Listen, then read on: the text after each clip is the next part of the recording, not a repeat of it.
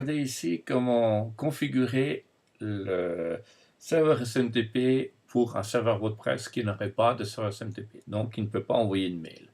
Pour cela, on va utiliser une extension qui s'appelle VP-Form. Elle vient, elle est en train de dormir. Allez, bébé. Ça, qui s'appelle VP Mail SMTP de je sais plus qui. VP Mail SMTP, c'est ça qu'il faut installer. Alors quand on va essayer de l'utiliser, on va ici, on va dans Réglages, on va dans le mail, on dit qu'on veut travailler avec Google et on va voir que c'est vraiment une superbe parcours du combattant pour arriver à voir le client ID, le client secret et que ça soit bien apparu. Alors pour lancer ça, il faut qu'on lance simplement la documentation. La documentation, on peut lire toute la doc, mais elle est assez complexe. Ce qui nous intéresse surtout dans la documentation, c'est ça. Non, c'est pas celui-ci, c'est ça. C'est d'aller sur le Google Mail de développeur. On va sur le Google Mail de développeur. Il faut sûrement qu'on s'authentifie. Ben non, je suis déjà authentifié, donc c'est bon. Je dis que je veux créer un projet. Je vais donner un nom à mon projet.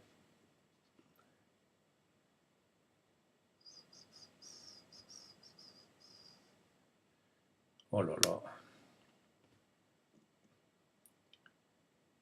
Ça traîne. Juste quand on fait la vidéo, voilà. Donc il a même créé un nom de projet complètement bidon, qu'il a appelé My Project, c'est dommage. On dit que je veux un projet et puis un Gmail API, je veux, ça c'est important, un Node.js server, donc web server, je veux un user data, donc c'est les trois trucs, Gmail, web server, user data. On demande de faire le credential. Là on demande d'avoir un consentement, ça c'est important. Ça vient. Il faut juste lui mettre un titre. Ici, on peut l'appeler VP SMTP. Et puis, il faut lui mettre le nom de domaine sous lequel on est en train de travailler. C'est celui-ci, en l'occurrence, chez moi. Voilà. Et le nom de domaine, on le met ici. Ce qu'il faut faire très attention, c'est que c'est marqué là, regardez bien, c'est marqué Entrée. Pressez la touche Enter. Ça, il faut vraiment pas oublier. Voilà, maintenant c'est bien pressé. Maintenant, on peut faire un save. Il nous avait rouvert une fenêtre, on va refermer la fenêtre là, un onglet. On dit que, ben, je sais pas, mon site il s'appelle site 2, donc on va lui mettre un nom, parce qu'on peut avoir plusieurs clés pour plusieurs sites différents. Voilà. Ça c'est important, on va chercher l'autorisation redirectory, qu'on copie ici, et qu'on colle là. Le reste on ne met pas. Mais de nouveau, c'est marqué presser Enter, ici. Vous voyez bien que c'est marqué presser Enter. Donc il faut presser Enter. Là, il va faire toute une bastringue, dialoguer.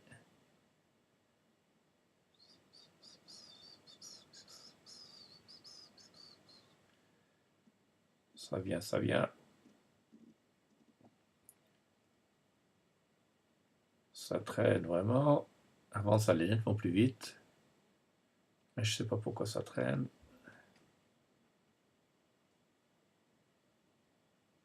Allez. Ah oui. Non, là, j'ai pressé Enter. Est-ce que j'ai vraiment pressé Enter? Ah ben, j'avais pas pressé Enter. Voilà. Alors, j'ai pressé Enter. Je fais un refresh. Ça, c'est vraiment dommage. Je crée mon notification. Et voilà. Et puis maintenant, là, ça c'est aussi intéressant. On dit, je ne veux pas le descendre parce qu'il va me descendre un JSON. On ne sait pas trop quoi faire. Je dis, je veux le voir pour plus tard. Et maintenant, là, je vois bien le nom de mon UTH qui autorisation. Et là, je vais sur le petit crayon pour chercher le client ID que j'ai enfin, que je vais pouvoir mettre ici, qui sont propres à chaque site. Bien entendu, ça ne sert à rien de copier celui-ci parce que je vais l'effacer après. Donc, j'effacerai le secret, donc ça n'a rien. Là, maintenant, on doit sauver. Et quand on a sauvé, on doit encore faire l'appairage. Donc on clique pour faire l'appairage. On choisit sur quel compte on veut utiliser. Moi, je vais prendre ce compte-là.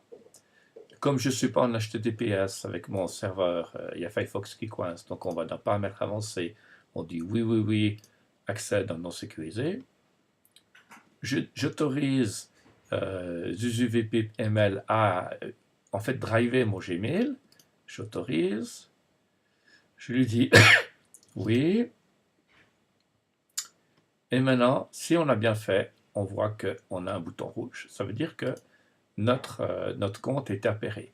On peut tester. Email test. On envoie un mail. On va regarder si on reçoit notre mail. Notre mail, il est là. Gmail. Inbox. On prend inbox là.